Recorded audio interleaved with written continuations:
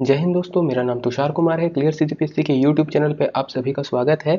आज हम लोग बात करने वाले हैं घरेलू हिंसा से महिला संरक्षण अधिनियम 2005 के बारे में। शॉर्ट में बोले तो घरेलू हिंसा जो है उससे जो संरक्षण के लिए एक्ट आया है, कानून आया सरकार का 2005 पे, उसके बारे में बात करने वाले हैं। ये थोड़ा बहुत बड़ा एक्ट होने वाला है, थोड़ा बड़ा है, 30 से ऊपर धाराएं हैं। तो इसकी जो रिलेवेंट सेक्शन है हम लोग उसको पढ़ेंगे, जो इंपॉर्टेंट सेक्शन हम लोगों को लगे हैं हम उसको पढ़ने वाले हैं। तो 2005 में जो है ये आता है, अधिनियमित हुआ है 3 सितंबर 2005 को। जो डॉक्यूमेंट आया है गवर्नमेंट के ऑफिशियल राजपत्र में 3 सितंबर 2005 को प्रकाशित होता है। उद्देश्य देखेंगे इसका क्या है, तो ऐसी महिलाओं के जो कुटुंब के भीतर होने वाली किसी भी प्रकार की हिंसा से पीड़ित हैं, संविधान के अधीन प्रत्याभूत अधिकारों के अधिक प्रभावी संरक्षण या उससे संबंधित या उसके आनुषंगिक विषयों को उपबंध करने के लिए अधिनियम है।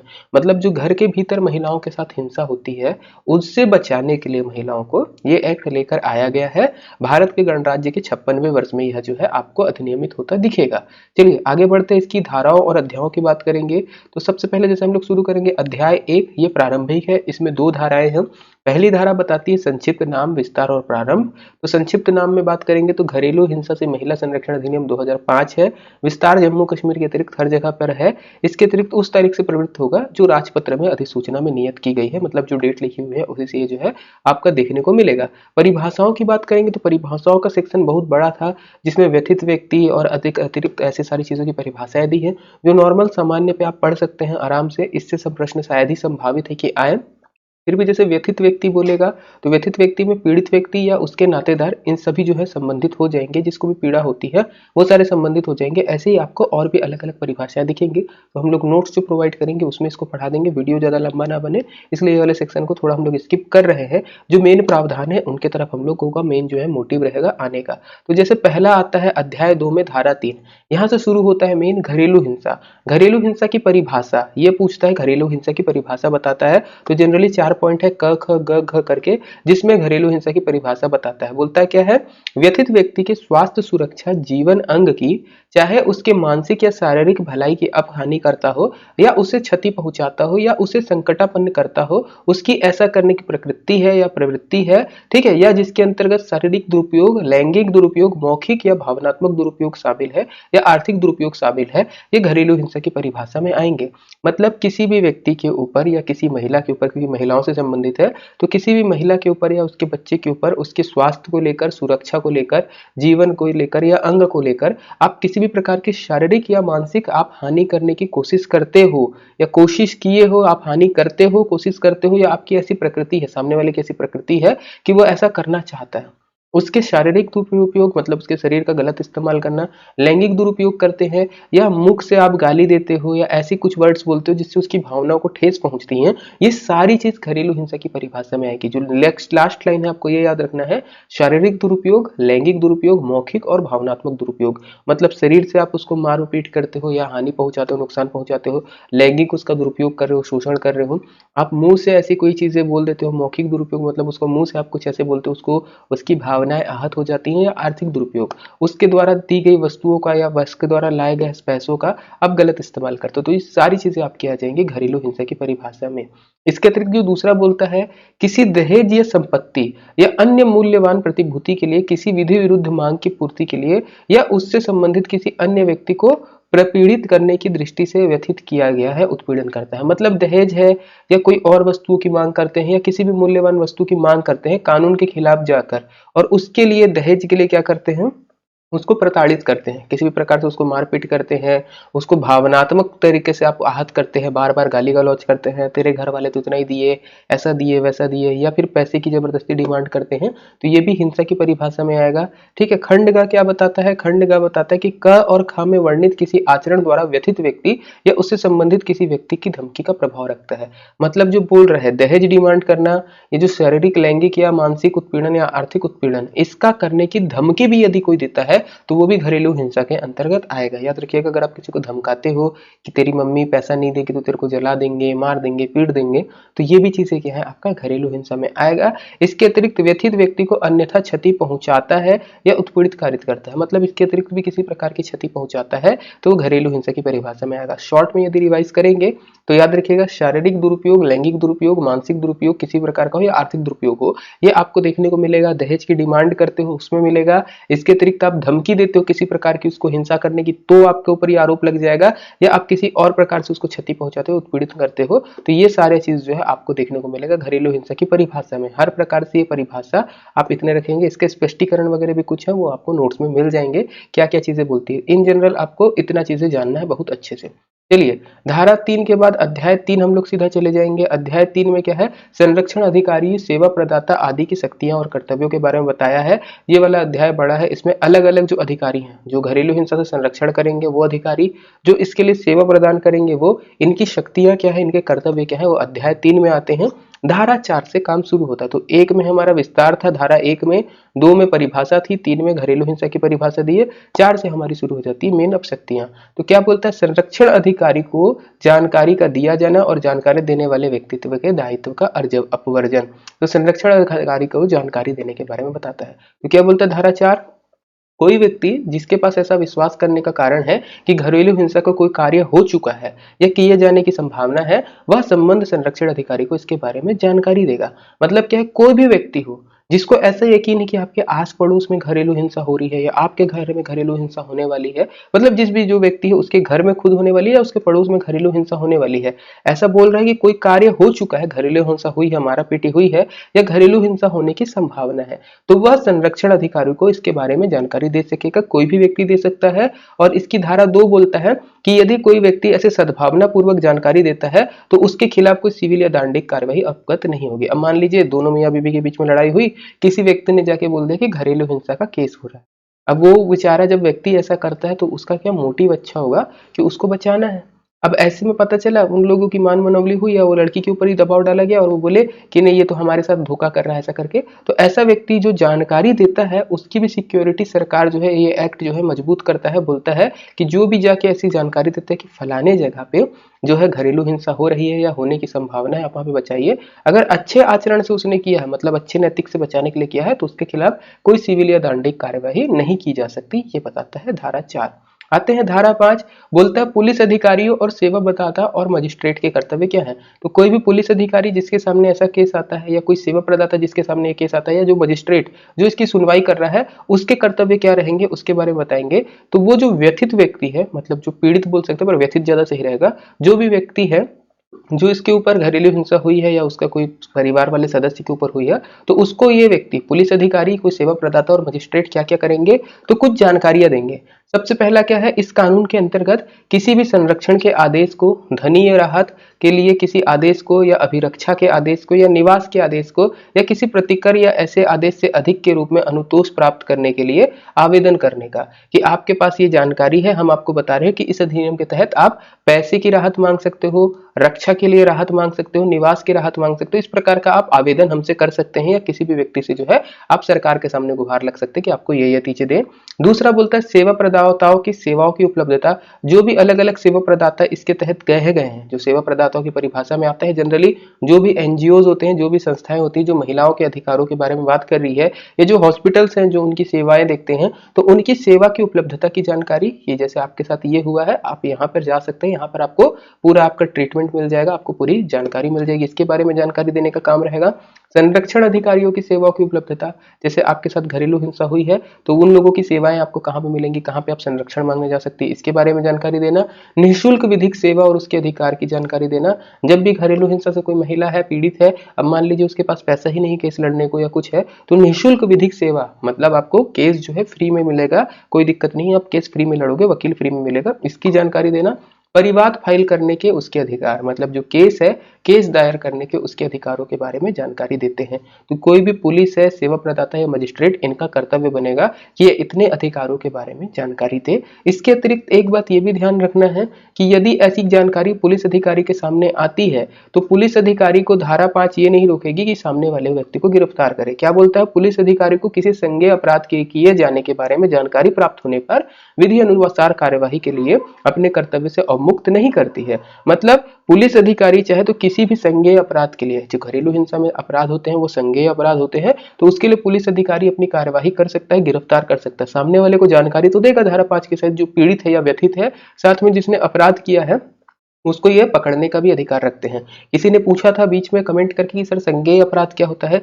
तो संज्ञेय अपराध अपराधों की ऐसी श्रेणी में आता है जिसमें गिरफ्तार करने के लिए पुलिस अधिकारी को किसी मजिस्ट्रेट से या किसी कोर्ट से आपको आगे आदेश नहीं लेना पड़ता। जैसे हम लोग बोलते हैं ना, वारंट दिखाइए तभी गिरफ्तार करेंगे, तो बिना वारंट के भी गिरफ्तार कर सकते हैं। ऐसे अपराध कहलाते हैं संज्ञेय अपराध। ठीक है, चलिए आगे बढ़ते हैं। धारा 6 आश्रय गृह के कर्तव्य बताता है। तो आश्रय गृह के कर्तव्य बताता है कि जो भी व्यक्ति व्यथित है उसको आश्रय गृह आश्रय उपलब्ध कराएगा, रहने के लिए बताएगा। ऐसी चिकित्सा सुविधाओं के कर्तव्यों के बारे में बात करेंगे। तो कोई भी व्यथित व्यक्ति है, जो पीड़ित है, जो घरेलू हिंसा से व्यथित हो गया है, उसको चिकित्सा सुविधा उपलब्ध कराना, ये चीज जो है आपका चिकित्सीय सुविधाओं के कर्तव्य हो जाते हैं। चलिए नेक्स्ट पॉइंट पे आते हैं। संरक्षण अधिकारियों की नियुक्त करने के बारे में बताता है। धारा 8 बोलता है राज्य सरकार, याद रखिएगा कौन करेगा? राज्य सरकार करेगा। जितने चाहे उतनी संख्या में प्रत्येक जिले में संरक्षण अधिकारी नियुक्त कर सकती है। संरक्षण अधिकारियों की नियुक्ति जनरली जिले के अंतर्गत होगी और वह उन क्षेत्र में और क्षेत्रों को अधिसूचित भी कर सकती है जिसके तहत उन लोगों की सीमा है, सीमांकन कर सकती है। इसके अतिरिक्त बात क्या करता है? जितना संभव हो सके संरक्षण अधिकारियां होंगी महिलाएं। जब भी संरक्षण अधिकारियों की नियुक्ति होगी, मैक्सिमम पॉसिबल कोशिश ये किया जाएगा कि घरेलू हिंसा से संबंधित काम है, महिलाओं के ऊपर आपका वो लग रहा है प्रताड़ना हो रही है, तो महिलाओं को बचाने के लिए यथासंभव जितना हो सके संरक्षण अधिकारियों की नियुक्ति करते समय देखा जाएगा कि वो महिलाएं हों और उनके पास इन सब चीजों का काम का अनुभव हो। इसके अतिरिक्त बोलता है संरक्षण अधिकारी और उसके अधीनस्थ अन्य अधिकारियों की सेवा के निर्बंधन के और ऐसी शक्तियां होंगी जो विविध की जाए। मतलब क्या है? जो सरकारें, राज्य सरकारें संरक्षण अधिकारियों को जैसी शक्तियां देंगी वो उसके अनुरूप काम कर सकते हैं। यहाँ पे जो पॉइंट ध्यान रखना है, बोलता है यथासंभव महिलाएं हों। इसका मतलब क्या है? पहली जो अपने पास रहेगी कोशिश कि महिलाओं को जो है संरक्षण मतलब संरक्षक अधिकारी बनाया जाए। यदि महिलाएं नहीं बनती तब पुरुष बनेंगे। इसका मतलब कभी भी ये नहीं है कि पूरी महिलाएं ही दिखेंगी आपको, है ना? तो ये चीज ध्यान रखिएगा। चलिए धारा 9 आते हैं। संरक्षण अधिकारियों के कर्तव्यों के बारे में बताता है। तो बोलता है किसी मजिस्ट्रेट को उसके कर्तव्य निर्वहन में सहायता करना। जो संरक्षण अधिकारी होगा मजिस्ट्रेट को बताएगा कि आपके कर्तव्य ये है, घरेलू हिंसा से पीड़ित है तो आप जो है ये काम करिए, तो उसकी सहायता करना। किसी घरेलू हिंसा की शिकायत प्राप्ति पर किसी मजिस्ट्रेट को घरेलू हिंसा की रिपोर्ट करता है और उसके पुलिस थाने में भार साधक पुलिस अधिकारी को उसके क्षेत्र में सेवा प्रदाताओं को रिपोर्ट की प्रक्रिया अग्रेषित करता है। मतलब क्या है? जैसे संरक्षण अधिकारी को पता चला कि घरेलू हिंसा की शिकायत हुई है, किसी ने आपके पास कोई महिला आती है, आप संरक्षण अधिकारी हैं, आपके सामने महिला आती है, बताती है कि ये मेरे साथ हुआ है, ऐसी ऐसी घरेलू हिंसा हुई है। तो जैसे आपको एक शिकायत मिली, आप तुरंत मजिस्ट्रेट को बताओगे अपने एरिया की कि ऐसे ऐसे है, केस दायर करना है, घरेलू हिंसा की रिपोर्ट करेंगे। पुलिस थाने में बताएंगे, जो भी उस एरिया का संबंधित पुलिस थाना होगा वहां के थाना इंचार्ज या जो भी भार साधक पुलिस अधिकारी होगा उसको जाके आप रिपोर्ट देंगे, FIR करवाएंगे। और साथ ही साथ जो सेवा प्रदाता हैं, जो आश्रय देने वाले हैं या जो हॉस्पिटल वाले हैं, उसके हिसाब से आप ध्यान रखेंगे कितनी हिंसा हुई है, क्या हुई है, बाकी जगह पे आप रिपोर्ट जो है आगे भेजेंगे। तीसरा पॉइंट बोलता है किसी मजिस्ट्रेट को यदि व्यथित व्यक्ति की शिकायत पर आवेदन करना। व्यथित व्यक्ति अगर बोलता है कि मुझको आवेदन करना है तो संरक्षण अधिकारी मजिस्ट्रेट के सामने उस व्यक्ति का आवेदन लेकर जाएगा। यह सुनिश्चित करना कि किसी व्यथित व्यक्ति को जिसमें शिकायत की जानी है निःशुल्क विधिक सहायता उपलब्ध कराए। अगर ऐसा कोई व्यक्ति है जो पीड़ित है, व्यथित है, तो उसको फ्री में निःशुल्क विधिक सहायता, कानूनी सहायता उपलब्ध कराना, ये भी जो है हमारे संरक्षण अधिकारी का कर्तव्य होता है। चलिए नेक्स्ट पॉइंट पे आते हैं। इसी में मजिस्ट्रेट की अधिकारिकता वाले स्थानीय क्षेत्रों में ऐसे सभी सेवा प्रदाताओं की जो विधिक सहायता या परामर्श, आश्रय गृह और चिकित्सीय सुविधाएं उपलब्ध कराते हैं एक सूची बनाए रखना। संरक्षण अधिकारी का कर्तव्य होगा कि वो जो भी एरिया में काम कर रहा है उस एरिया में जो जो इन सब चीजों से काम करते हैं उनकी लिस्ट बना के रखना। वहां के मजिस्ट्रेट कौन है, कौन से थाना के अंतर्गत आता है, कौन कौन लोग इसके लिए सेवा देंगे, कौन कौन आश्रय प्रदान करेंगे, ये सारी चीजों की एक लिस्ट बना के रखे, जैसे कोई व्यथित व्यक्ति है उनको बता सके यहाँ यहाँ आपको जाना है। व्यथित व्यक्ति अगर ऐसी अपेक्षा करता है तो उसे सुरक्षित आश्रय गृह उपलब्ध कराना। मतलब व्यथित व्यक्ति, पीड़ित व्यक्ति इतना है कि वो अब अपने घर में रह नहीं सकता, घर वाले भी एक्सेप्ट नहीं कर रहे हैं, मायके वाले भी नहीं, ससुराल वाले भी नहीं, तो उसको एक सुरक्षित जगह उपलब्ध कराना, ये भी काम होगा संरक्षण अधिकारी का। व्यथित व्यक्ति को शारीरिक क्षतियां हुई है तो उसका चिकित्सीय परीक्षण कराना और उस क्षेत्र में जहां घरेलू हिंसा होती है या अभी कथित किया गया है, पुलिस थाने को और अधिकारिकता रखने वाले मजिस्ट्रेट को उस चिकित्सीय रिपोर्ट की एक प्रति अग्रेषित करना। मान के चलिए घरेलू हिंसा में मारपीट हुई, हाथ पैर जला दिया गया या कुछ भी हुआ गया है, ऐसा कुछ हिंसा हुई है जिसमें महिलाएं प्रताड़ित हुई, शारीरिक क्षतियां हुई हैं, शारीरिक नुकसान हुआ, तो सबसे पहले आप क्या करोगे? हॉस्पिटल हॉस्पिटल लेकर जाओगे, हॉस्पिटल में मेडिकल जांच होगी, मेडिकल जांच रिपोर्ट आपको भेजना रहेगा कहाँ पे, मजिस्ट्रेट के सामने और थाने के सामने, तभी तो केस मजबूत होगा, है ना। तो ये चीज एकदम नॉर्मल है, ध्यान रखिएगा। यह सुनिश्चित करना कि धारा 20 के अधीन धनी अनुतोष का आदेश का या दंड प्रक्रिया संहिता 1973(2) के अधीन विहित प्रक्रिया का अनुपालन का निष्पादन हो गया। ये देखना कि उसको पैसे प्राप्त हो गए हैं या नहीं हुए हैं, जो भी है। इसके अतिरिक्त ऐसे कर्तव्यों का जो विहित किया जाए पालन करे, मतलब जो सरकारें और कर्तव्य बताएंगे उनके बारे में पालन करना। यदि आपको परिभाषा में यदि कोई ऐसा शब्द लगता है जो कठिन है, तो हम लोग इसको आपको धारा पूरी प्रोवाइड करेंगे एज इट इज। उसकी जो धारा 2 है उसमें जो परिभाषाएं हैं एकदम क्लियर लिखी हुई है, आप वहां पे एकदम एक बार पढ़ सकते हैं, या एक बार आप ऐसे ट्रांसलेट कर लेंगे आपको मिल जाएगा। कोई बहुत ज्यादा कठिन नहीं है, बहुत ज्यादा बड़ा आर्टिकल से बहुत ज्यादा बड़ा एक्ट है, तो इसके लिए हम लोग थोड़ा शॉर्ट में कर रहे हैं। फिर भी ये वीडियो मेरे ख्याल से आधे घंटे के ऊपर जाएगा। मैं भी रिकॉर्ड कर रहा हूँ तो बता नहीं सकता कितना जाएगा, बट फिर भी मेरे दिमाग में ऐसा कह रहा है कि आधे घंटे के ऊपर जाएगा या 1 घंटे का वीडियो बनेगा। इसके बाद जो पॉइंट आता है 9वें का दूसरा धारा का, बोलता है संरक्षण अधिकारी मजिस्ट्रेट के नियंत्रण और पर्यवेक्षण के अधीन होगा और वह इस अधिनियम के द्वारा या उसके अधीन मजिस्ट्रेट और सरकार द्वारा उस पर आरोपित कर्तव्यों को पालन करेगा। तो संरक्षण अधिकारी किसके नियंत्रण होगा, तो वो याद रखना है मजिस्ट्रेट के नियंत्रण में काम करेगा और उसके पर्यवेक्षण, मतलब मजिस्ट्रेट ही इसको पूरा देखेगा और सरकार और मजिस्ट्रेट उसको और कर्तव्य दे सकते हैं जिसका वो पालन करेगा। तो ये याद रखिएगा। यदि प्रश्न आया संरक्षण अधिकारी किसके अधीन काम करता है, तो मजिस्ट्रेट के अधीन। चलिए धारा 10 के बारे में बताता है सेवा प्रदाता।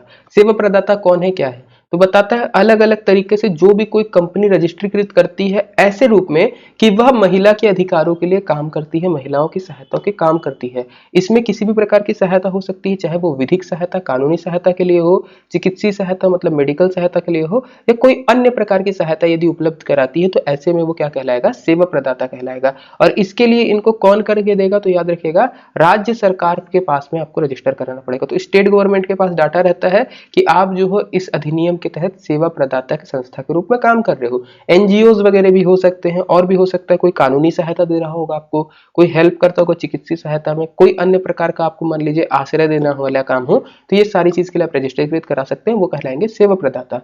तो अब बताती है 10 की धारा 2, धारा 10 की उपधारा 2, सेवा प्रदाता के पास क्या क्या शक्तियां होंगी। तो पहली शक्ति आती है यदि व्यथित व्यक्ति वांछा करता है, मतलब इच्छा चाहता है, ऐसा कहता है, तो विहित रूप में घरेलू हिंसा की रिपोर्ट अभिलिखित करना, उसकी एक प्रति जहां क्षेत्र में घरेलू हिंसा हुई है वहां पे मजिस्ट्रेट या संरक्षण अधिकारी को अग्रेसित करना। तो यदि आप सेवा प्रदाता के पास पहुंचे हो, जो भी व्यथित व्यक्ति है, तो वो रिपोर्ट करवा सकता है और सेवा प्रदाता मजिस्ट्रेट के पास और संरक्षण अधिकारी के पास ये रिपोर्ट भेजेगा। इसके पहले हम लोगों ने संरक्षण अधिकारी में भी सेम काम देखा था, व्यथित व्यक्ति का चिकित्सक परीक्षण कराना और उसके संरक्षण अधिकारी और पुलिस थाने को देना। ठीक है, तो सिंपल सा है। अगर पीड़ित व्यक्ति के साथ कोई हिंसा हुई है, शारीरिक हानि हुई है, तो मेडिकल चेकअप कराएगा ये संस्था हमारी सेवा प्रदाता। मेडिकल रिपोर्ट जो भी आएगी पुलिस थाने में, उसके अतिरिक्त हिंसा जहां पर हुई है उसके आगे भी सारी जगह पे ये रिपोर्ट भेजना। चलिए नेक्स्ट पॉइंट पे आते हैं। सेवा प्रदाता के ही कर्तव्य में तीसरा कर्तव्य आता है यह सुनिश्चित करना कि व्यथित व्यक्ति को यदि वह ऐसी वांछा करे तो आश्रय गृह में आश्रय उपलब्ध कराए। मतलब यदि उसको ऐसे लगता है कि घर जाने पे उसकी जान जा सकती है या वो घर नहीं जाना चाहता, तो वैसे में उसको आश्रय उपलब्ध कराना ये भी मिलता है। इसके बाद आता है तीसरा, इस अधिनियम के तहत घरेलू हिंसा निवारण हेतु शक्तियों का प्रयोग कृत्यों के निर्वहन में सद्भावना पूर्वक की गई कार्यवाही या किए गए आशयित किसी बात के लिए कोई भी वाद अभियोजन या अन्य विधिक कार्यवाही किसी सेवा प्रदाता के सदस्य के लिए नहीं की जा सकती। मतलब क्या बोलता है, जो भी सेवा प्रदाता संस्थाएं सरकार के द्वारा रजिस्ट्रीकृत है, वो घरेलू हिंसा के केस में महिलाओं की सहायता करने के लिए काम करती हैं, तो इनके ऊपर कोई सी भी प्रकार की सिविल या दंडिक कार्यवाही नहीं हो सकती। नॉर्मल याद रखिएगा, इनके खिलाफ आप केस नहीं चला सकते जो संस्थाएं हैं, तो इनको बहुत मजबूती मिल जाती है। चलिए आगे बढ़ते हैं। धारा 11 सरकार के कर्तव्य बताता है, तो इसमें सरकार के कर्तव्य में ध्यान रखना है ये केंद्र सरकार और राज्य सरकार दोनों के कर्तव्य हैं। जिसमें पहले कर्तव्य में बात करेंगे तो जो भी ये कानून है इसको नियमित अंतरालों पे मीडिया के माध्यम से, जिसमें टेलीविजन, रेडियो, प्रिंट मीडिया शामिल है, इसका व्यापक प्रचार करना। आप देखे होंगे टीवी वगैरह में ऐड आती है, या आप जैसे कहीं पे भी चले जाओगे तो इसके अतिरिक्त रेडियो में हो गया, या आप जो भी गवर्नमेंट ऑफिस जाओगे उसमें लिखा रहता है, बड़े बड़े जो स्लोगन्स लगे रहते हैं, उसके थ्रू आपको ये बताना है कि ये कानूनी अपराध है, आपको ऐसा नहीं करना, इसके बारे में पूरी जानकारी देना है। केंद्रीय सरकार और राज्य सरकार के अधिकारियों को, जिसके अंतर्गत पुलिस अधिकारी और न्यायिक सेवा के सदस्य हैं, इस अधिनियम द्वारा उठाए गए विवादों को समय समय पर सुग्राहीकरण और जानकारी प्रशिक्षण दिया जाना। तो अपने अधिकारियों को प्रशिक्षण देना कि आपको कैसा काम करना है, फिर आता है घरेलू हिंसा के विवादकों को संबोधित करने के लिए विधि गृह कार्यों के अंतर्गत, जिसमें विधि व्यवस्था, स्वास्थ्य और मानव संसाधन के संबंध में कोई कार्यवाही करने के लिए संबंधित मंत्रालय और विभागों की जानकारी दी जाने वाली सेवाओं के बीच में प्रभावी समन्वय स्थापित करना। मतलब जो भी चीजें हैं, जो भी डिपार्टमेंट इसमें रहेगा, उसमें सरकार का कर्तव्य रहेगा कि उनके बीच में क्या है, एक समन्वय बना के रखे रहे। चलिए, इस अधिनियम के अधीन महिलाओं की सेवाओं के लिए परिधान के संबंध में विभिन्न मंत्रालयों के लिए प्रोटोकॉल, जिसके अंतर्गत न्यायालयों को तैयार करना, किसी अन्य स्थान पर स्थापित करना भी है। अगर सरकार को लगता है किसी एक क्षेत्र में बहुत ज्यादा घरेलू हिंसा हो रही है, तो सरकार अपने प्रोटोकॉल के तहत क्या कर सकती है, वहां पर एक न्यायालयों की स्थापना कर सकती है, अलग अलग विशेष मंत्रालयों की भी स्थापना कर सकती है। इस एक्ट के तहत ये बताने की कोशिश करता है। चलिए आते हैं अध्याय 4। अध्याय 4 में ध्यान रखना है क्या है, अनुतोषों के आदेश अभिप्राप्त करने की प्रक्रिया। तो मजिस्ट्रेट को आवेदन, धारा 12 में क्या आता है, सबसे पहले मजिस्ट्रेट को आवेदन बोलता है, कोई व्यथित व्यक्ति संरक्षण अधिकारी या व्यथित व्यक्ति की ओर से कोई अन्य व्यक्ति इस अधिनियम के तहत एक या एक से अधिक अनुतोष प्राप्त करने के लिए मजिस्ट्रेट को आवेदन प्रस्तुत कर सकेगा। तो कौन कौन मजिस्ट्रेट को आवेदन कर सकता है ये देखेंगे। तो व्यथित व्यक्ति कर सकता है, व्यथित व्यक्ति नहीं तो संरक्षण अधिकारी वो कर सकता है आवेदन, या फिर व्यथित व्यक्ति की ओर से कोई अन्य व्यक्ति, उसका कोई दोस्त हो सकता है, भाई हो सकता है, मम्मी हो सकती है, वो कर सकते हैं, एक से अधिक अनुतोष डाल सकते हैं मजिस्ट्रेट को आवेदन करने पर बात क्या बोलता है, परंतु ऐसे आवेदन पर कोई आदेश पारित करने से पहले किसी संरक्षण अधिकारी या सेवा प्रदाता द्वारा किसी घरेलू हिंसा की रिपोर्ट पर विचार करना होगा। जब भी ऐसा कोई आवेदन कर रहे हैं, उसके बाद मजिस्ट्रेट को आवेदन गया, मजिस्ट्रेट जो देने वाला है उनको रेफरेंडम या डिसीजन, तो उसके पहले रिपोर्ट पर वो विचार करेगा। ऐसे ही नहीं कि डायरेक्ट अनुतोष दे देगा, पहले वो विचार करेगा, उसके बाद ही अपना डिसीजन देगा। चलिए, इसके बाद बोलता है दूसरी धारा जो इसकी 12 की 2, उपधारा के 1 के अधीन इप्सित किसी अनुतोष में वह अनुतोष भी सम्मिलित हो सकेगा जिसके लिए किसी प्रतिद्वंदी द्वारा घरेलू हिंसा के कार्यों को द्वारा कारित की गई क्षतियों के लिए प्रतिकर या नुकसान के बाद संस्थित करने के ऐसे व्यक्ति के अधिकार पर प्रतिकूल प्रभाव डाले बिना किसी प्रतिकर या नुकसान समुदाय के लिए कोई आदेश जारी किया जा सकता है। तो इसके बारे में उतना ज्यादा परेशान मत होइएगा, नॉर्मल सा बात बोलता है कि डिसीजन के टाइम पे सारी चीजें देखी जाएंगी और उसके बाद ही आदेश जारी होगा। तो इसमें ऐसा नहीं है कि सर इसको एक्सप्लेन नहीं किया, आप एकदम नॉर्मली लेके चलिएगा। तकरीबन 37 धाराएं हैं, थोड़ा तेज करते हैं, टाइम हम लोगों का ज्यादा है, वीडियो लंबा बन रहा है। इसके बाद आता है मजिस्ट्रेट के आवेदन में तीसरी धारा, बोलता है उपधारा 1 के दिन प्रत्येक आवेदन को ऐसे प्रारूप और ऐसे विशिष्टियां जो विहित की जाए यथासंभव उसके निकटतम रूप में अंतर्विष्ट होगा। मतलब एक फॉर्मेट सेट करके रखा है, उसी के हिसाब से आपको आवेदन देना है, तो उसी आवेदन के आप उसी फॉर्मेट में आप जितना हो सके कोशिश करेंगे आवेदन देने की। मजिस्ट्रेट सुनवाई की पहली तारीख नियत करेगा जो न्यायालय द्वारा आवेदन प्राप्ति की तारीख से सामान्यतः 3 दिन से अधिक नहीं होगी। ये इंपॉर्टेंट पॉइंट है। जैसे कभी भी कोई केस डला मजिस्ट्रेट के सामने, जैसे कोई घरेलू हिंसा से आवेदन गया, तो मजिस्ट्रेट को 3 दिन के अंदर अंदर पहली डेट चुनना है जिस दिन से वो सुनवाई शुरू करेगा। 3 दिन से अधिक लेट नहीं कर सकते सुनवाई। इसके बाद धारा 5 बताती है उपधारा 1 के दिन किए गए प्रत्येक आवेदन का प्रथम सुनवाई की तारीख से 60 दिन की अवधि के भीतर निपटारा करने का प्रयास करेगा। 3 दिन के अंतर्गत केस की सुनवाई करना है और जिस दिन पहला आवेदन मिला या पहली सुनवाई हुई है उसके 60 दिन के अंदर अंदर आपको निपटारा करना है। तो आप पहले सुनवाई से 60 दिन के अंदर अंदर कोशिश करेंगे कि निपटारा हो जाए। तो ये फास्ट ट्रैक कोर्ट के तहत अपना काम करता है, ऐसे समझ सकते हैं, फास्ट डिसीजन होगा। चलिए आते हैं सूचना की तामील करना। तो बोलता है पहला धारा इसमें सुनवाई की तारीख की सूचना मजिस्ट्रेट द्वारा संरक्षण अधिकारी को दी जाएगी जो प्रत्यर्थी और मजिस्ट्रेट द्वारा निर्देशित किसी अन्य व्यक्ति पर ऐसे साधनों द्वारा जो विहित की जाए उसकी प्राप्ति तारीख से अधिकतम 2 दिन की अवधि के भीतर ऐसे अतिरिक्त युक्त समय के भीतर जो भी मजिस्ट्रेट द्वारा ज्ञात किया जाए तामील करवाएगा। जो भी आपके पास आया रिपोर्ट है ना, जो भी चीज की आई, सुनवाई की तारीख आई कि ये इस तारीख से सुनवाई है, तो आप जल्दी से जल्दी सारे काम करवाइए, ये बोलता है। जितने भी अधिकारी हैं लग जाएगा। संरक्षण अधिकारी द्वारा की गई सूचना की तामील की घोषणा ऐसे प्रारूप में विहित की जाए जो इस बात की सबूत हो सके कि ऐसी सूचना की तामील प्रत्यर्थी पर मजिस्ट्रेट द्वारा निर्देशित की गई किसी अन्य व्यक्ति पर दी गई है जब तक प्रतिकूल साबित नहीं कर दिया जाता। मतलब जिसके ऊपर आप आरोप लगा रहे हो उस अधिकारी तक ये पहुंचाएगा कौन, संरक्षण अधिकारी सूचना, और बोलेगा आप पहुंचिए, जैसे भी हो जाइए आप पहुंचिए इस तारीख तक। चलिए आते हैं समन भेजते हैं, वैसे ही कुछ बात करता है इसमें। परामर्श के बारे में आते हैं। धारा 14 बोलता है मजिस्ट्रेट इस अधिनियम के अधीन कार्यवाहियों के किसी प्रक्रम पर प्रत्यर्थित व्यक्ति अकेले या संयुक्तता सेवा प्रदाता किसी सदस्य से जो परामर्श में ऐसी अहर्ता और अनुभव रखता हो विहित की जाए परामर्श लेने का निर्देश कर सकता है। तो मजिस्ट्रेट ऐसे व्यक्तियों को जिनके पास ऐसे क्षेत्र में परामर्श देने का अनुभव होगा उनको परामर्श देने के लिए निर्देश दे सकता है कि कोई मान मनोबल हो सकता है या नहीं हो सकता। इसके बाद बोलता है इसके अधीन यदि कोई निर्देश जारी किया गया है तो वहां पे वह मामले की सुनवाई की अगली तारीख से 2 मास से अनधिक अवधि के भीतर नियत करेगा। तो जो भी आपको करना है, परामर्श लेना है, वो पहली सुनवाई के बाद जिस दिन निर्देश दिया गया उसके आपको 2 महीने के अंदर अंदर करना है। डेट्स बस याद रखिएगा, ये इंपॉर्टेंट हो जाती हैं। आते हैं धारा 15, बोलता है कल्याण विशेषज्ञों की सहायता लेना। तो इस कानून के तहत किन्हीं कार्यवाहियों में मजिस्ट्रेट अपने कर्तव्यों के निर्वहन में अपनी सहायता के प्रयोजन के लिए ऐसे व्यक्ति की जिसे अधिमानतः किसी महिला की, चाहे वह व्यथित व्यक्ति की नातेदार हो या नहीं हो, जो वह ठीक समझे, जिसके अंतर्गत किसी ऐसे व्यक्ति के जो परिवार कल्याण के संवर्धन में लगा हुआ है, सेवाएं प्राप्त कर सकता है। मतलब पीड़ित व्यक्ति हो या पीड़ित व्यक्ति चाहे या ना चाहे, आप ये कह सकते हैं कि मजिस्ट्रेट को लगता है अपने काम की कार्यवाही करने के लिए, अपने डिसीजन देने के लिए उसको किसी ऐसे व्यक्ति की सहायता चाहिए जो परिवार कल्याण में काम करता है, तो उसकी सेवाएं वो ले सकता है। मतलब क्या होता है, जनरली हिंसा है, परिवार तो सीधा तोड़ना अच्छी बात नहीं है, तो ऐसे में जो हिंसा पीड़ित महिलाएं हैं, कुछ मान मनोबल हो सकता है क्या, कैसे हम दोनों को समझा सकते हैं, इसके लिए यदि लगता है तो आप जो है परिवार कल्याण के में लगे किसी व्यक्ति की सहायता ले सकते हैं, मजिस्ट्रेट को बोलता है। 16 धारा इंपॉर्टेंट होगी, कार्यवाहियों का बंद कमरे में किया जाना। अगर मजिस्ट्रेट को ऐसा लगता है कि मामले की परिस्थिति बहुत ज्यादा बिगड़ी है या ऐसा जरूरी है, या कार्यवाही में जो 2 पक्षकार होंगे, व्यथित व्यक्ति और प्रत्यर्थित व्यक्ति, ये दोनों में से कोई भी, मतलब जो पीड़ित है और जिसके ऊपर आरोप लगा है, दोनों में से कोई भी एक पक्षकार अगर ऐसा चाहता है कि आप प्लीज ये कार्यवाहियां जो भी कर रही है बंद कमरे में करिए, तो वो बंद कमरे में करने के लिए भी मजिस्ट्रेट कार्यवाहियों को बंद कमरे में करेगा, याद रखिएगा।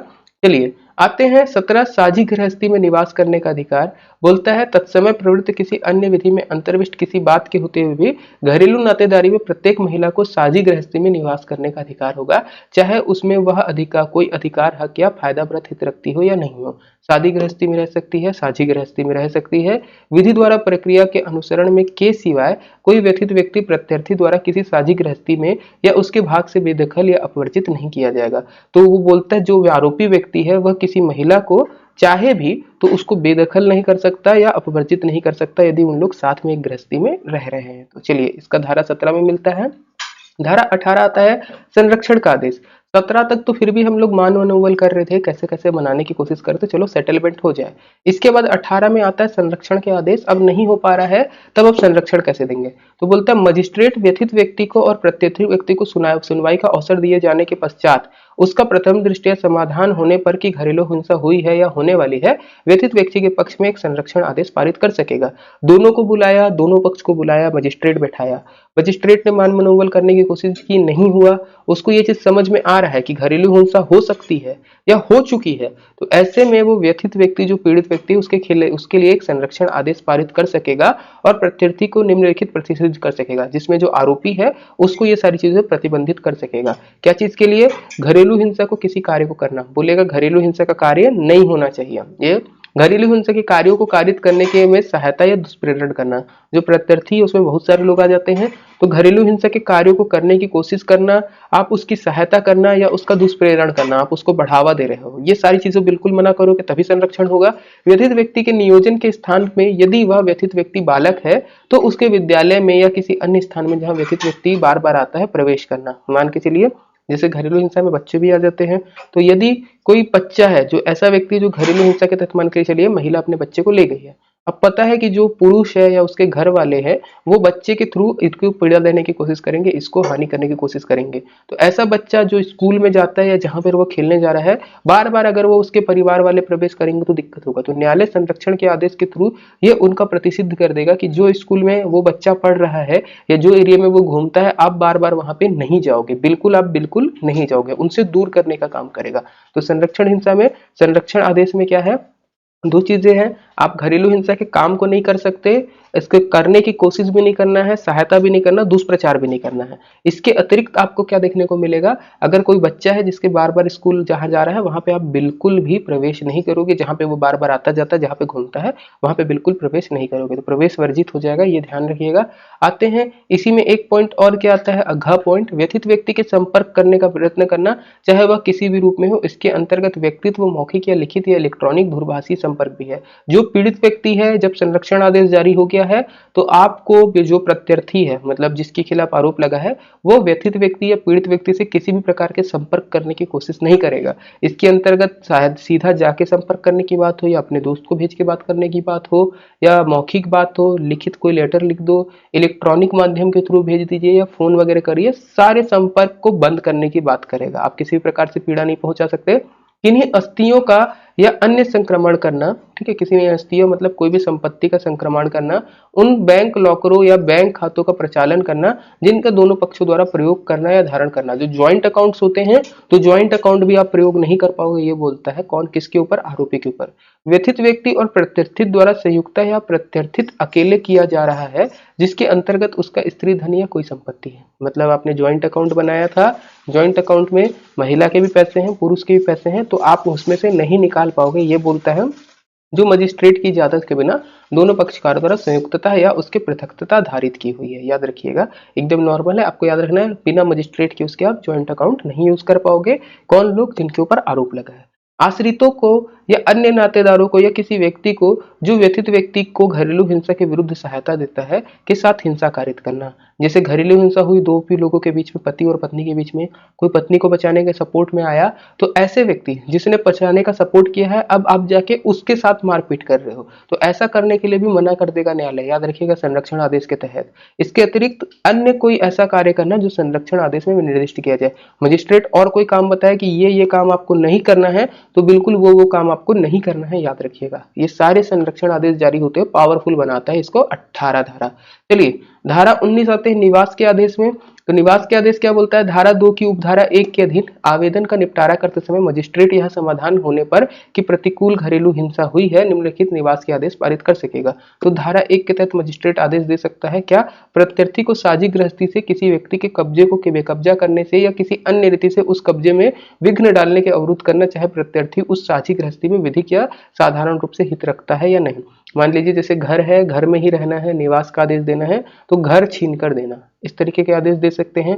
प्रत्यर्थी को उस साझी गृहस्थी से स्वयं को हटाने का निर्देश, जो आरोपी है उसको उसकी साझी गृहस्थी जहां पे दोनों मियां बीवी साथ में रहते थे उसको अलग करने का आदेश दे सकता है। प्रत्यर्थी या उसके किसी नातेदार को साझी गृहस्थी के किसी भाग में जिसमें व्यथित व्यक्ति निवास करता है प्रवेश करने का अवरोध करना। जैसे एक ही घर के ये पार्ट में रहता है, जैसे होते हैं ना कुछ घर बने रहते हैं बीच में रहते हैं, क्या बोलते हैं, पार्टीशन, तो एक पार्ट में तुम रहोगे, दूसरे पार्ट में वो रहेगा। ऐसा बोलता है जहां पर प्रत्यर्थी रहता है, जहां पर आरोपी रहता है और जहां पर हमारा व्यथित व्यक्ति रहता है। तो व्यथित व्यक्ति जिस घर में रहता है, जिस क्षेत्र में रहता है, वहां पर आरोपी लोगों के प्रवेश को मना कर देना। ये भी आएगा निवास के आदेश में। प्रत्यर्थी को किसी साझी गृहस्थी के अन्य संक्रांत करने के लिए, व्यनित करने के लिए विलंबित करने से अवरुद्ध करना। मतलब क्या है, साझी गृहस्थी का प्रयोग करने से मना करना। एकदम नॉर्मल करिएगा, आप ये नहीं कर सकते निवास के आदेश में। प्रत्यर्थी को मजिस्ट्रेट की इजाजत के सिवाय साझी गृहस्थी में अपने अधिकार त्याज्य करने के लिए अवरुद्ध करना। मजिस्ट्रेट की इजाजत के बिना जो आपका प्रत्यर्थी है वो साझी गृहस्थी में अपने अधिकार त्याग कर सकता है, इसको रोक नहीं सकते आप। ये बोलता है प्रत्यर्थित व्यक्ति जो है व्यथित व्यक्ति को उसकी स्तर की अनुकाल्पिक वास सुविधा जैसे वह साझी गृहस्थी में उपयोग कर रही थी उसके लिए किराए का संधान करने, यदि परिस्थितियां ऐसी अपेक्षा करें तो सुनिश्चित करने का भी निर्देश दे सकता है। मान के चलो अलग अलग जगह पे बोल दिया कि नहीं हो पा रहा है एक घर में, अब जो पीड़ित व्यक्ति है वो जा रहा है, व्यथित व्यक्ति को दूसरी जगह जा रहा है, तो जिस लेवल का लाइफ ऑफ लिविंग वो यहाँ पर जी रहा था वैसे ही लिविंग लाइफ ऑफ लिविंग आपको मिलेगा, लिविंग स्टैंडर्ड वो दूसरी जगह जिएगी और उसका किराया इनसे वसूला जाएगा। ये याद रखिएगा। इसके अतिरिक्त बोलता क्या है कि ये जो भी कोई भी धारा है वो किसी महिला के विरुद्ध पारित नहीं की जा सकती। याद रखिएगा। चलिए, मजिस्ट्रेट व्यथित व्यक्ति को या अन्य व्यथित व्यक्ति की किसी संतान की सुरक्षा के लिए, संरक्षण देने के लिए, सुरक्षा व्यवस्था करने के लिए कोई अतिरिक्त शर्त भी अधिरोपित कर सकता है। मतलब कोई पीड़ित व्यक्ति है या उसका कोई बच्चा है, छोटा बेबी है या बड़ा बेबी है, तो उसकी सुरक्षा के लिए वो और कानून जो है पारित कर सकती है। मजिस्ट्रेट घरेलू हिंसा के लिए किए जाने वाले निवारण के लिए प्रत्यर्थी को एक बंधप्रत प्रतिभूतियों सहित अन्य बिना निष्पादित करने की अपेक्षा करेगा। एक बॉन्ड पेपर वगैरह जो है आप साइन करवाएगा, ये ध्यान रखिएगा, जो आरोपी है उससे। प्रत्यर्थित मतलब क्या हो जाएगा, आरोपी। आरोपी। इसके अतिरिक्त आपको और भी पॉइंट मिलेंगे, जैसे उपधारा 3 के अधीन कोई आदेश दंड प्रक्रिया संहिता 1973 या 1974 का 2 के अध्याय 8 के अधीन किया गया कोई आदेश समझा जाएगा, तदनुसार कार्यवाही की जाएगी। इस पे नहीं पढ़ना है। ऐसे सेम जो पॉइंट्स हैं इसमें अपने को उतने टाइम पे नहीं जाना है, आप इसको एक बार स्क्रीनशॉट खींच के इसको पढ़ सकते हैं। चलते हैं हम लोग आगे की तरफ। आगे आता है धनी अनुतोष। इसमें भी ज्यादा चीजें नहीं पढ़नी है, मैंने सिर्फ इसलिए डाल दिया है ताकि आप लोगों को ये ना लगे कि सर ये बीच बीच में चीजें आप लोगों ने नहीं पढ़ाई है। इसमें धनी अनुतोष में याद रखना है क्या क्या चीजों को ध्यान रखना है। उपार्जनों की हानि, चिकित्सीय व्यय, व्यथित व्यक्ति के नियंत्रण में किसी संपत्ति का नाश, नुकसान या हटाए जाने के कारण हुई हानि, ये सारी चीजें क्या है धनी अनुतोष। मान लीजिए जैसे आपने किसी के साथ घरेलू हिंसा की, तो अब वो बेचारी अपना ट्रीटमेंट कराने में जो खर्च कर रही है ना, इसके अतिरिक्त वो जो उसके संपत्ति का नुकसान हुआ है उन सब का व्यय। धनी अनुतोष मतलब क्या है, आप पैसा, जो हम लोग बोलते हैं ना, एक वर्ड आता है मेरे दिमाग में भी, जस्ट वर्ड नहीं आ रहा, हम लोग अनकट वीडियो बनाते हैं जो बोलते हैं कि आपको वो हर्जाना देना पड़ेगा, जो उसके साथ नुकसान हुआ नुकसान की भरपाई करना पड़ेगा। तो वैसे ही ये घरेलू हिंसा में मान लीजिए किसी उपार्जनों की हानि हुई है महिला के, या उसके हाथ पैर में चोट लगी, सर में टाके लगे, तो मेडिकल ट्रीटमेंट में जो खर्चा आया, चिकित्सीय व्यय, व्यथित व्यक्ति के नियंत्रण में किसी संपत्ति का नाश, जो व्यथित व्यक्ति के पास था, जैसे मान लो मोबाइल है, मोबाइल आपने फोड़ दिया, ये सारा जो नाश होता है, या उसके बच्चे के साथ कोई भी नाश होता है, ये बच्चे के भरण पोषण के लिए सारे चीज के लिए पैसे की डिमांड कर सकती है महिलाएं, ये बताता है धनी अनुतोष। याद रखिएगा। इसी के तहत आपको देखने को मिल जाएगा धनी अनुतोष युक्ति युक्त होगा, जितना लगाना है उतना ही होगा, बाकी सारी चीजें आपको एकदम एज इट इज दिखेंगी। ये सारी धाराओं पे आप परेशान मत होइएगा। चलिए नेक्स्ट पे आते हैं हम लोग, अभिरक्षा आदेश और प्रतिकर आदेश। धारा 21 है अभिरक्षा और धारा 22 है प्रतिकर। बोलता है तत्समय प्रवृत्त किसी विधि द्वारा या अन्य विधि के अंतर्विष्ट किसी बात के होते हुए भी मजिस्ट्रेट इस अधिनियम के अधीन संरक्षण का आदेश या किसी अन्य अनुतोष के लिए आवेदन की सुनवाई के प्रक्रम में व्यथित व्यक्ति को या उसकी ओर से आवेदन करने वाले व्यक्ति को किसी संतान को अस्थायी अभिरक्षा दे सकेगा। नॉर्मल सी बात है कि मान के चलिए जिसने भी केस किया तो उसको रक्षा, भैया क्या पता इन लोग जब घरेलू हिंसा होती तो आके मार न दे, तो उसकी अभिरक्षा के आदेश के लिए ये कोर्ट जो है एक निकाल सकता है डिसीजन कि इसकी रक्षा करिए, अभिरक्षा के आदेश करिए। ठीक है, परंतु बोलता है यदि मजिस्ट्रेट की यह राय है कि प्रत्यर्थी की कोई भेंट या संतान या संतानों के हितों के लिए हानिकारक हो सकती है, तो मजिस्ट्रेट ऐसी भेंट को अनुज्ञात करने से इनकार कर देगा। याद रखिएगा, नॉर्मल सा है, अभिरक्षा करेगा, ये करता है। प्रतिकर आदेश की बात करते हैं तो अन्य अनुतोष के अतिरिक्त इस अधिनियम के अधीन अनुदत्त की जाए मजिस्ट्रेट व्यथित व्यक्ति द्वारा किए गए आवेदन पत्र पर प्रत्यर्थी को क्षतियों के लिए जिसके अंतर्गत उस प्रत्यर्थी द्वारा की गई घरेलू हिंसा के कार्यों के लिए मानसिक यातना भावनात्मक दृष्टि है प्रतिकर और नुकसानी संदाय करने के लिए प्रत्यर्थी को निर्देश दे सकेगा।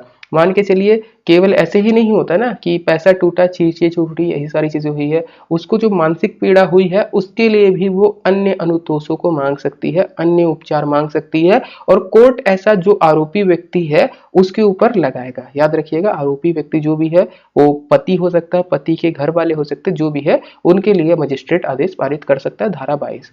धारा 23 अंतरिम और एक पक्षीय आदेश देने की शक्ति, ये इंपॉर्टेंट होगा। बोलता है इस अधिनियम के अधीन उसके समक्ष किसी कार्यवाही में ऐसा अंतरिम आदेश जो न्याय संगत उपयुक्त हो पारित कर सकता है मजिस्ट्रेट। यदि मजिस्ट्रेट को ऐसा लगता है कि प्रथम दृष्टया कोई आवेदन यह प्रकट करता है कि घरेलू हिंसा का कोई कार्य कर रहा है या उसने किया या संभावना है तो घरेलू हिंसा का कार्य कर सकता है, तो वह व्यथित व्यक्ति को ऐसे प्रारूप में जो विहित किया जाए शपथ पत्र के आधार पर 18, 19, 20, 21, 22 धारा के अधीन विरुद्ध एक पक्षीय आदेश दे सकता है। मतलब बिना बुलाए दूसरे पक्ष को, अगर मजिस्ट्रेट को ऐसा लगता है कि हो सकती है घरेलू हिंसा, तो हमारा ऐसे में नहीं है कि आप अपराध होने का वेट करोगे, मजिस्ट्रेट सीधा धारा 18, 19, 20, 21 लगा के 22 लगा के अलग अलग आदेश पारित कर सकता है, जिसमें उसकी संरक्षा है, निवास है, इसके अतिरिक्त धनी अनुतोष है, जो भी चीजें हैं वो एक तरफा आदेश पारित कर सकता है, ये बताता है। चलिए धारा 24 बोलता है न्यायालय के आदेश की प्रतियों का निःशुल्क दिया जाना। न्यायालय जो भी आदेश की प्रतियां देगा, जो भी डिसीजन होगा उसकी प्रतियां जो है निःशुल्क प्रोवाइड की जाएंगी, इसके बारे में बताता है। ये एक्ट को इतना गंदे तरीके से लिखा गया है, चीजें छोटी छोटी हैं, बस लाइनें लंबे लंबे डाल दी गई है। चलिए, और हम लोग क्या करते हैं, जनरली हम लोग धारा से ही पढ़ाते हैं, यदि आप धारा कहीं पे देखेंगे तो आपको आसानी से समझ में। आदेशों की अवधि में और उसमें परिवर्तन की बात करता है धारा 25। बोलता है धारा अधीन के 18 के अधीन किया गया संरक्षण आदेश, जो संरक्षण आदेश धारी होता है उसके निर्मोचन के लिए आवेदन किए जाने तक प्रवृत्त रहेगा। जब तक संरक्षण का आदेश दिया गया है तब तक वो प्रवृत्त रहेगा, जब तक उसको हटा दिया नहीं जाता। चलिए, हटा जब तक नहीं दिया जाता तब तक संरक्षण आदेश लगा रहेगा। ये बोलता है यदि मजिस्ट्रेट का व्यथित व्यक्ति या प्रत्यर्थी किसी आवेदन की प्राप्ति पर यह समाधान हो जाता है कि अधिनियम के अधीन किए गए किसी आदेश की परिस्थिति में परिवर्तन के कारण परिवर्तन उपांतरण या प्रतिसंहरण अपेक्षित है, तो वह लेखबद्ध किए जाने वाले कारणों से ऐसा आदेश दे सकेगा जो वह समुचित समझे पारित कर सकता है। तो मान के चलिए यदि कंडीशंस बदल गई हैं, परिस्थितियां परिवर्तित हो गई हैं, तो ऐसे में आदेश भी जो है परिवर्तन कर सकता है मजिस्ट्रेट। अगर मजिस्ट्रेट को लगता है कि सारी कंडीशन ठीक है तो वो अपना आदेश परिवर्तित कर सकता है।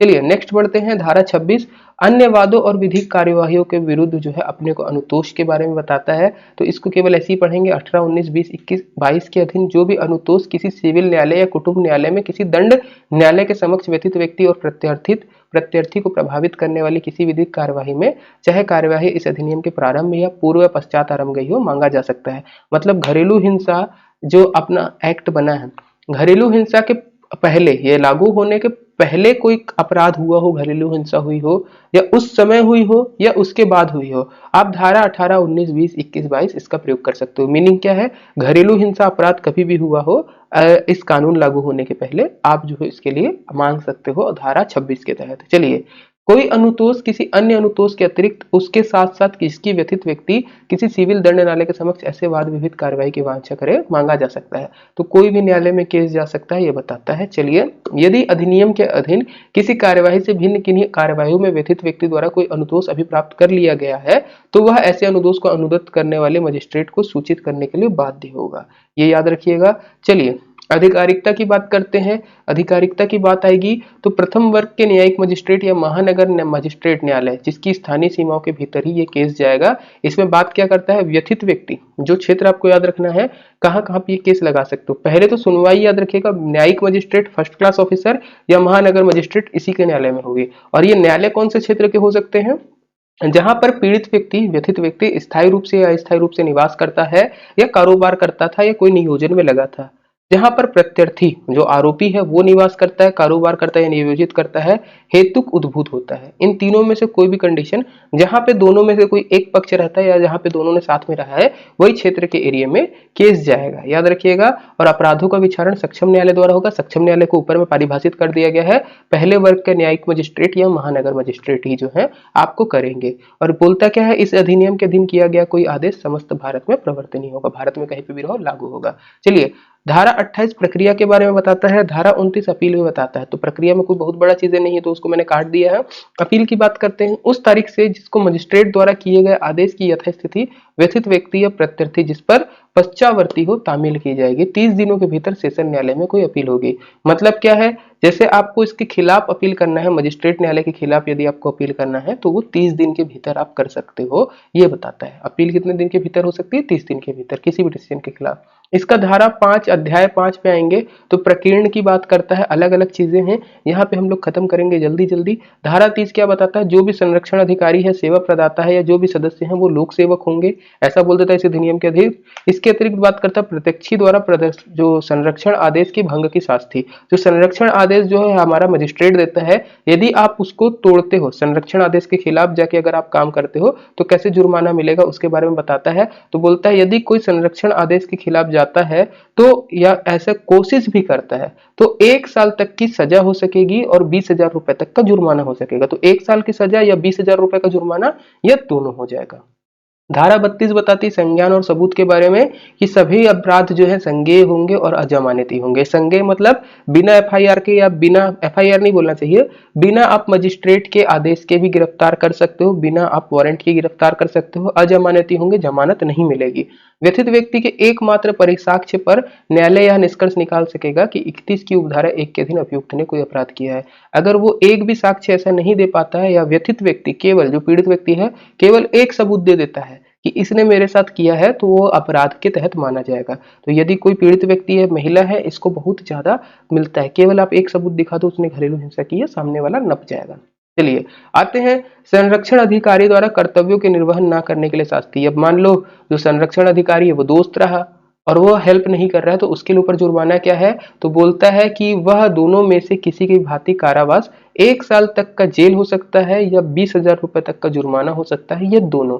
तो जो संरक्षण अधिकारी है जिनको इस चीज की ड्यूटी पे लगाया गया, अगर वो अपने कर्तव्य का पालन नहीं करे तो 1 साल की जेल, 20,000 रुपए का जुर्माना, या दोनों हो जाएगा। संरक्षण अधिकारी द्वारा अपराध का संज्ञान लेना, तो संरक्षण अधिकारी द्वारा अपराध किए गए अपराध का संज्ञान कैसे लेंगे, तो कोई भी अभियोजन या विधिक कार्यवाही तब तक नहीं होगी जब तक राज्य सरकार इस निमित्त उस अधिकारित अधिकारी को पूर्व मंजूरी के लिए कोई परिवाद फाइल नहीं किया गया है।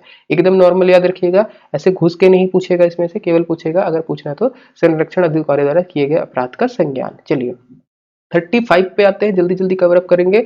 सद्भावना पूर्वक की गई कार्यवाही के लिए संरक्षण, तो हम लोग इसके आगे भी पढ़ चुके हैं।